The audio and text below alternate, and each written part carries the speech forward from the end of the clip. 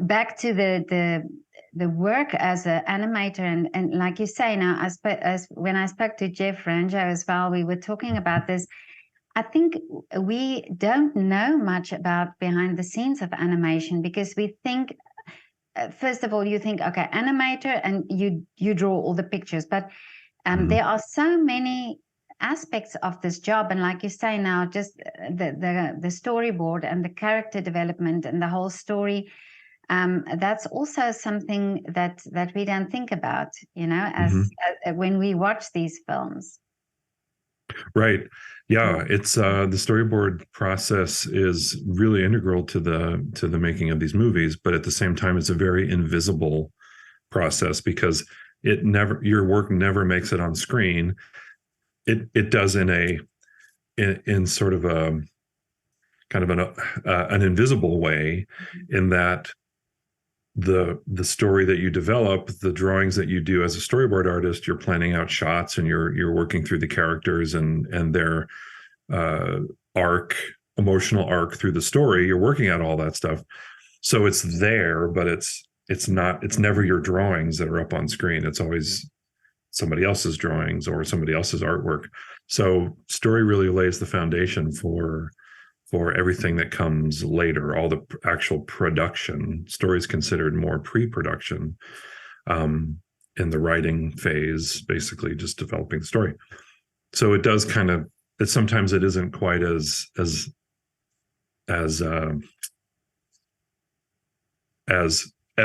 as part of the process of making animation, much to the frustration sometimes of story artists, because it's kind of a common thing with story artists. People always ask, "Oh, you worked on this movie.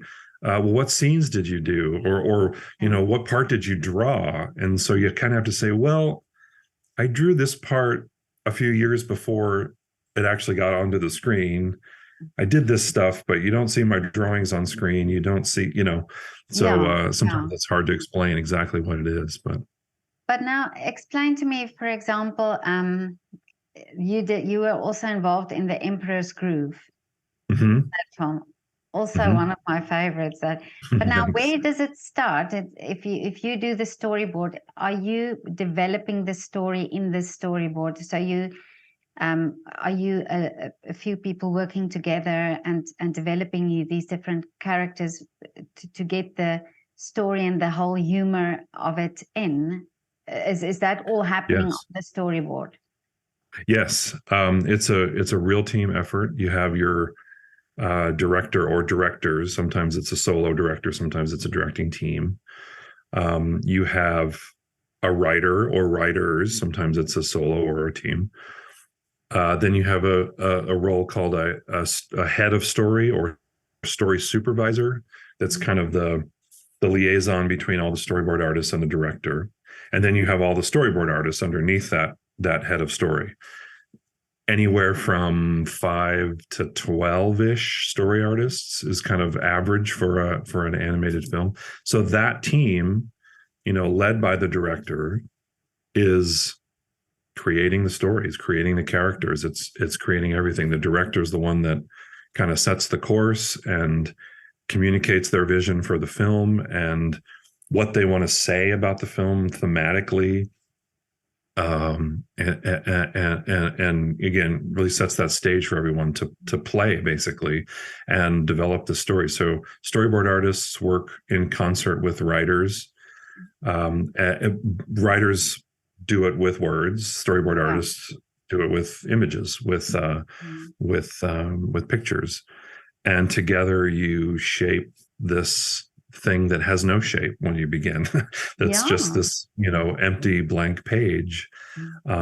You create characters, you create worlds, you create relationships between those characters, and hopefully you create something with meaning and that can connect to an audience. Do you have fun in the process? Because these films all have such great humor as well, in the story. So between each other, do you really come up with, hey, let's do this? Is it that type of thing? Really? Yeah, it is. Especially on something like Emperor's New Groove was um, was a real. If you talk to anybody who worked on the story team of Emperor's New Groove, they will just go on forever and gush about how much fun it was. And that all comes from the top. That comes from the leadership, the director and the producer, and then the leaders that are under them. And that particular film, the director and the producer were wonderfully down to earth, but also just really bound and determined to have fun making this film. So they set that tone really early on. Other films, it all depends on the makeup of the team and the leadership and kind of how everybody gels. Some are more difficult than others, depending on personality differences and circumstances. Some stories are harder to crack than others. Okay. They take longer to kind of really figure out what is this movie about and who are these characters and what is it. Then others tend to come together a little quicker. It's sort of a mystery. There's no, it's the cool thing about what we do, and also the frustrating thing about what we do, in that there's really no rules and there's no formula for how to make a movie, which is great on the one hand because it means you're free and open to do anything, and you're not bound by any kind of rules. At the same time, it's frustrating because what worked on one movie may not work on the next movie. What was successful on screen or during the process of making it on one film may be a complete disaster in another one. And every movie is like you're starting from zero again, and kind of it's almost like the first time you've ever done it. So, because each one is completely its own thing.